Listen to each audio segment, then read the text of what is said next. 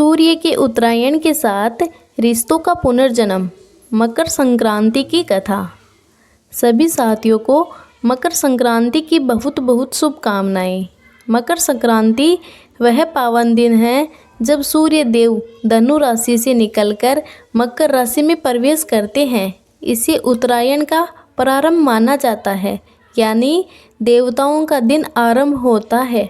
शास्त्रों में उल्लेख है कि इस दिन स्नान, दान, जप और पूजा का विशेष महत्व होता है और कहा जाता है कि मकर संक्रांति की कथा सुनने मात्र से भी सूर्य देव प्रसन्न होते हैं और धन, सुख, समृद्धि में वृद्धि, रोग, शोक और बाधाओं से मुक्ति, परिवार में सुख, शांति और एकता बनी रहती है।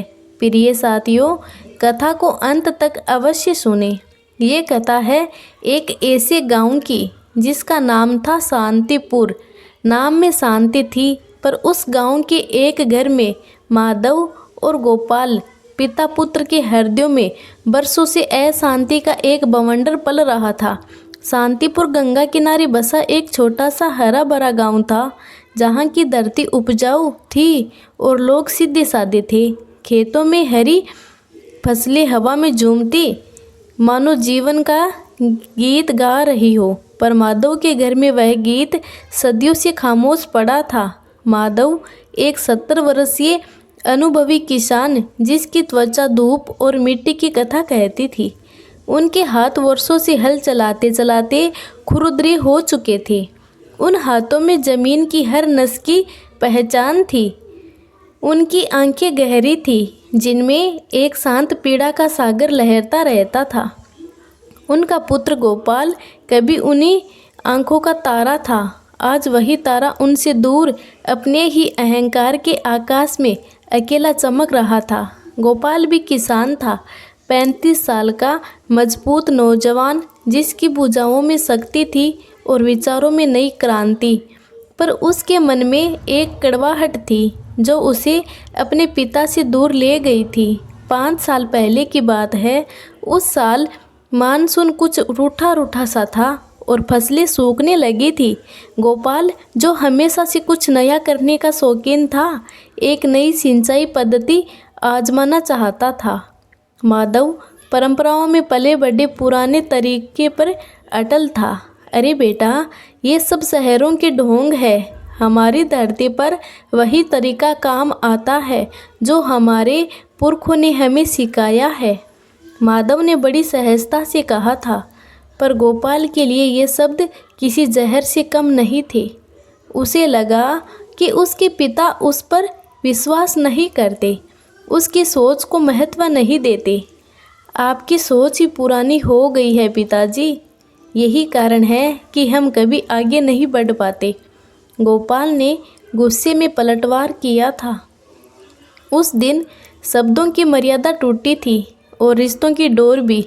अगर तुम्हें मेरी सोच से इतनी दिक्कत है तो अपनी सोच से ही जीवन जियो। मेरा दरवाज़ा तुम्हारे लिए बंद है, माधव ने क्रोध में कहा था। उनके भीतर भी अपने बेटे की कड़वी बातों से गहरा घाव लगा था। गोपाल ने बिना एक शब्द कहे अपना सामान उठाया और गांव के दूसरे छोर पर अपनी एक छोटी सी ज़मीन पर अलग घर बना लिया। तब से 5 साल बीत गए।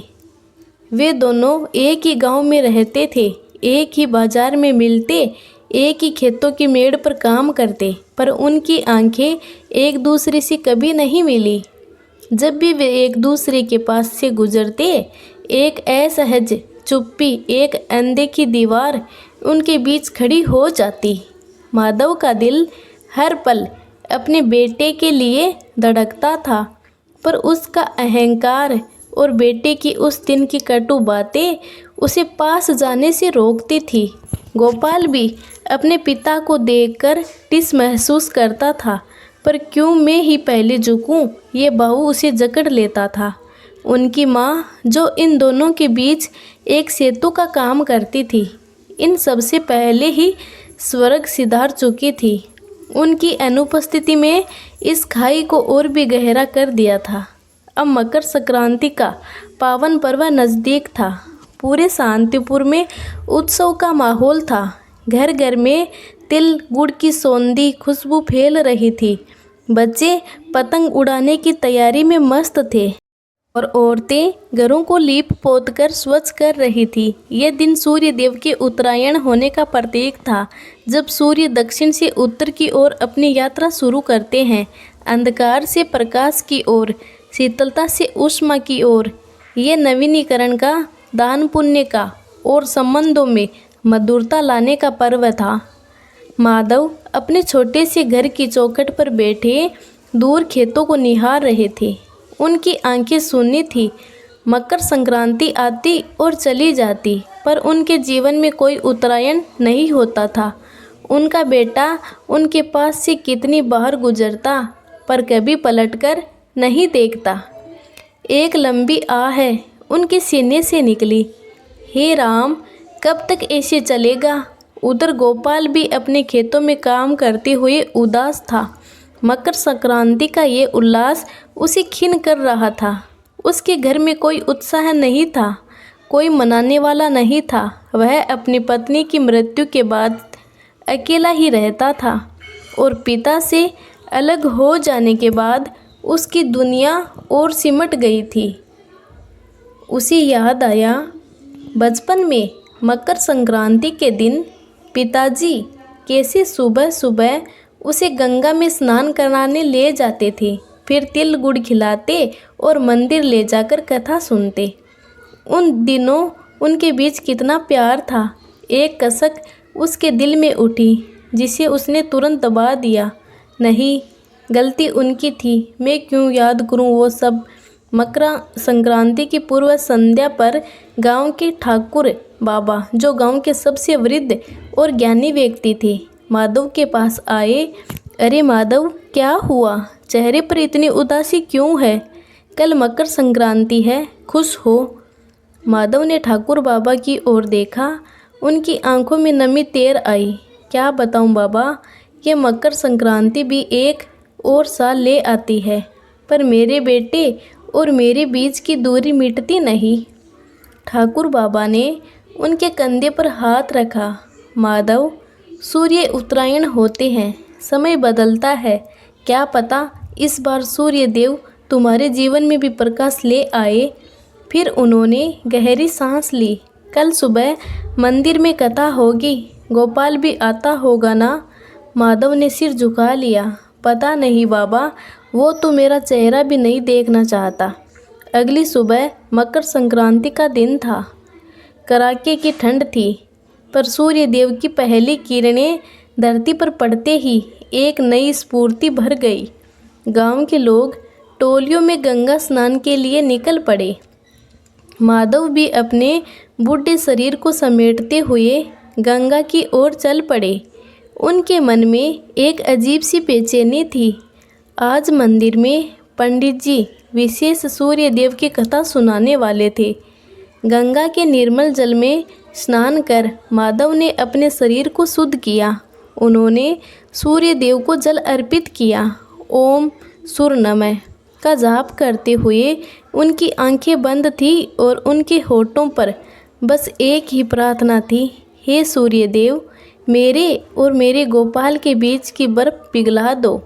उधर गोपाल भी अपनी आदत के मुताबिक सुबह उठकर अपने खेतों की ओर चल पड़ा, पर आज उसके कदम मंदिर की ओर मुड़ गए।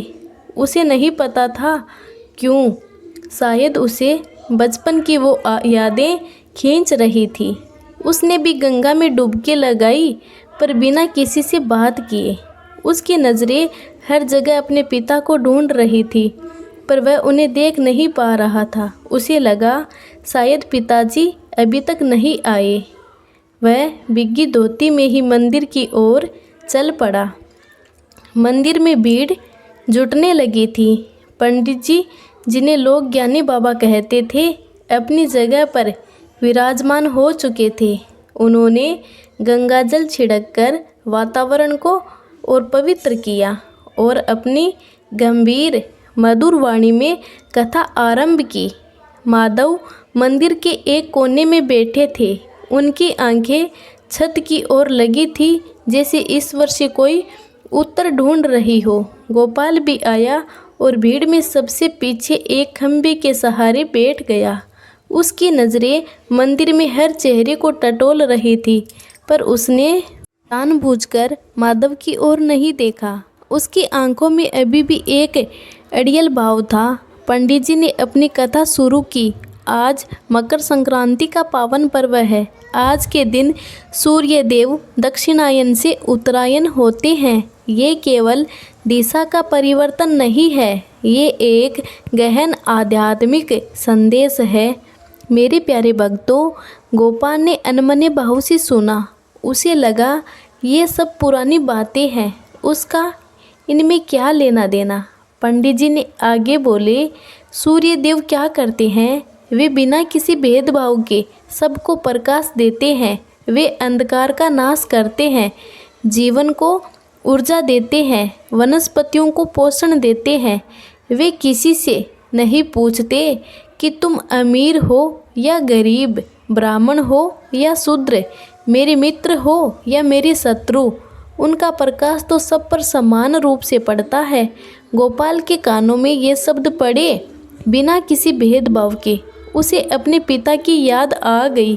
क्या उसके पिता ने भी उसके साथ कोई भेदभाव किया था? नहीं, शायद नहीं।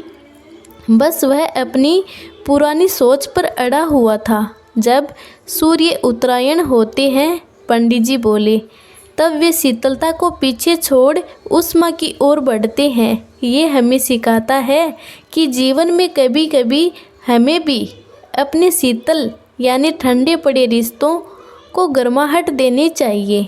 हमें अपने मन की उस दक्षिणायन सोच को, जहाँ हम केवल अपना सुख देखते हैं, छोड़कर उत्तरायण होना चाहिए, जहाँ हम दूसरों की खुशी और दूसरों के दर्द को भी समझे। पंडित जी की वाणी में गहरा भाव था।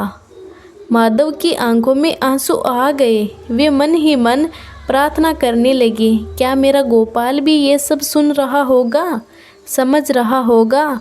गोपाल के मन में एक बेचैनी होने लगी। पंडित जी के शब्द तीर की तरह उसके हृदय में चुभ रहे थे। उसे याद आया, बचपन में उसके पिता उसे कंधे पर बैठाकर पूरा गांव घुमाते थे।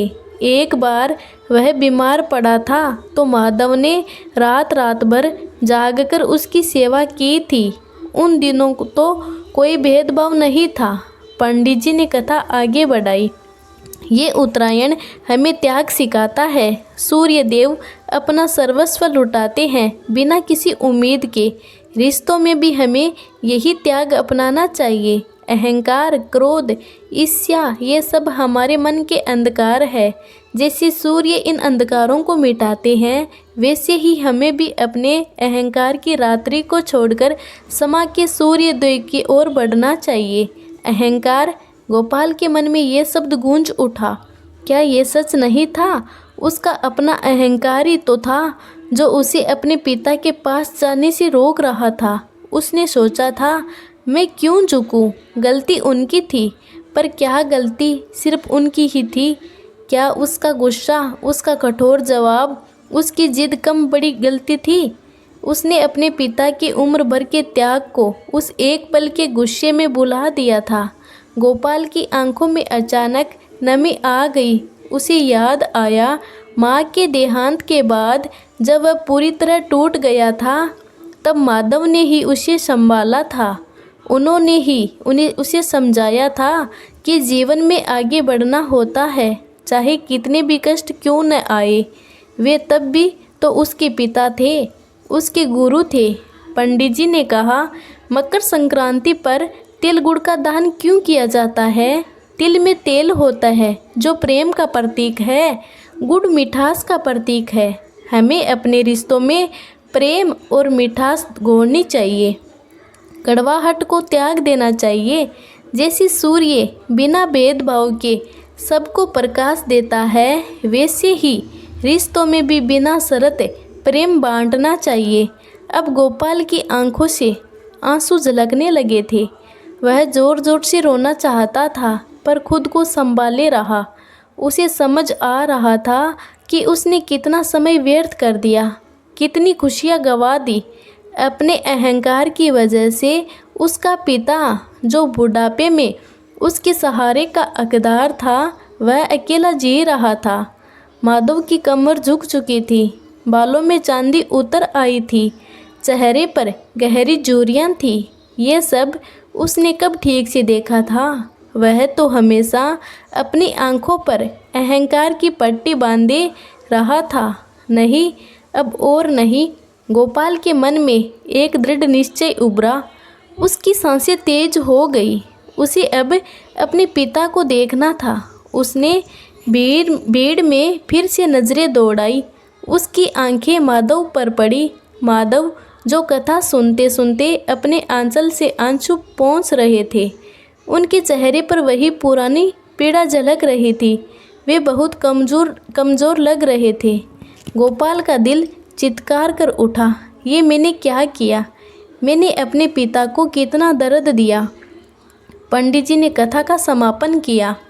तो मेरे प्यारे भक्तों, आज सूर्य देव के उत्तरायण होने के इस पवित्र अवसर पर आइए हम सभी भी अपने मन को उत्तरायण करें, अपने अहंकार को त्यागे, क्षमा करें और क्षमा मांगे, रिश्तों को फिर से जोड़े, क्योंकि असली मकर संक्रांति तभी है जब हमारे हृदय में भी प्रेम का सूर्य उदय हो। कथा समाप्त होते ही मंदिर में हल्की सी हलचल हुई। लोग अपने अपने घरों की ओर चलने लगे, पर गोपाल अपनी जगह पर बैठा रहा। उसकी आंखों से आंसू थम नहीं रहे थे। उसका शरीर कांप रहा था। एक अदृश्य शक्ति उसे अपने पिता की ओर खींच रही थी। माधव धीरे धीरे उठे। उनकी पीठ झुकी हुई थी, कदम लड़खड़ा रहे थे। जैसे ही वे मुड़े, उनकी नज़र गोपाल पर पड़ी। एक पल के लिए उनकी आंखें मिली। माधव की आंखों में सदियों की प्रतीक्षा थी और अब एक हल्की सी उम्मीद की चमक भी। वे कुछ बोल नहीं पाए, बस देखते रह गए। गोपाल ने एक लंबी सांस ली, अपने आंसू पोंछे और अपनी जगह से उठा। उसके अंदर का अहंकार पिघल चुका था, जैसे बर्फ़ सूरज की रोशनी में पिघल जाती है। उसकी आंखें लाल थीं, पर उनमें अब कोई कड़वाहट नहीं थी, केवल पश्चाताप और प्रेम। गोपाल धीरे धीरे अपने पिता की ओर बढ़ा। उसके कदम भारी थे, पर उसका दिल हल्का होता जा रहा था। मंदिर में कुछ लोग अभी भी मौजूद थे, जिन्होंने गोपाल को अपने पिता की ओर बढ़ते देखा। गांव के कुछ बड़े बुजुर्ग की आंखें भी नम हो गई। वे जानते थे इन पिता पुत्र के बीच क्या बीता था। जैसे ही गोपाल माधव के पास पहुंचा, उसने बिना कुछ सोचे समझे, बिना एक भी शब्द बोले, उनके पैरों पर गिर पड़ा। पिताजी, बस एक ही शब्द उसकी जुबान से निकला और वह उनके पैरों से लिपटकर फूट फूट कर रोने लगा। उसके आंसुओं ने माधव के वृद्ध खुरदरे पैरों को भिगो दिया। माधव चौंक उठे। उन्होंने कभी सपने में भी नहीं सोचा था कि ये दिन आएगा। उनके हाथ कांपने लगे। उन्होंने गोपाल को उठाने की कोशिश की, पर गोपाल नहीं उठा। वह बस रोता रहा। मुझे माफ़ कर दीजिए पिताजी, मैंने बहुत बड़ी गलती की। मेरा अहंकार मेरी आंखों पर पट्टी बांधे हुए था। आप तो सूर्य देव की तरह हमेशा मुझे प्रकाश देते रहे और मैं अज्ञानी। माधव की आंखों से भी आंसू की धारा बह निकली। उन्होंने गोपाल को कसकर अपनी बाहों में भर लिया। वे अपने बेटे को सीने से लगाए रोते रहे। वर्षों का दर्द, वर्षों की पीड़ा, वर्षों की प्रतीक्षा, सब कुछ उन आंसुओं में धुल गया।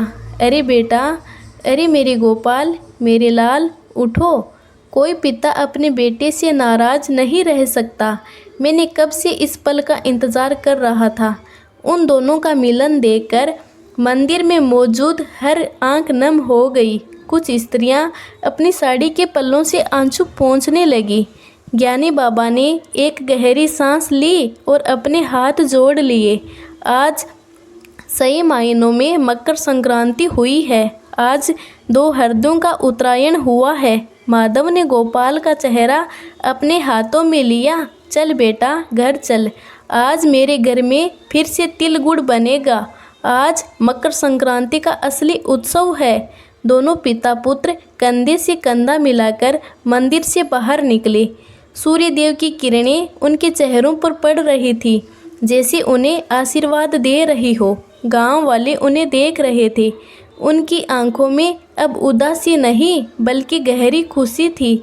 उस दिन शांतिपुर गांव में एक नई रौनक थी। माधव के घर में बरसों बाद चूल्हा जला और तिल गुड़ की सौंधी खुशबू फिर से वातावरण में फैल गई। गोपाल ने अपने पिता के पास बैठकर तिल गुड़ खाया और उस स्वाद में उसे अपने बचपन की सारी मिठास मिल गई। माधव ने अपने बेटे के सिर पर हाथ फेरा। उनकी आंखों में अब केवल प्रेम और संतोष था। उस दिन से माधव और गोपाल फिर कभी अलग नहीं हुए। गोपाल ने अपने पिता के अनुभव और अपने नए विचारों को मिलाकर खेती में नया आयाम स्थापित किया। उसने अपने पिता से सीखा कि अनुभव भी उतना ही महत्वपूर्ण है जितना नया विचार, और माधव ने अपने बेटे से सीखा कि परिवर्तन को स्वीकार करना भी जीवन का एक हिस्सा है।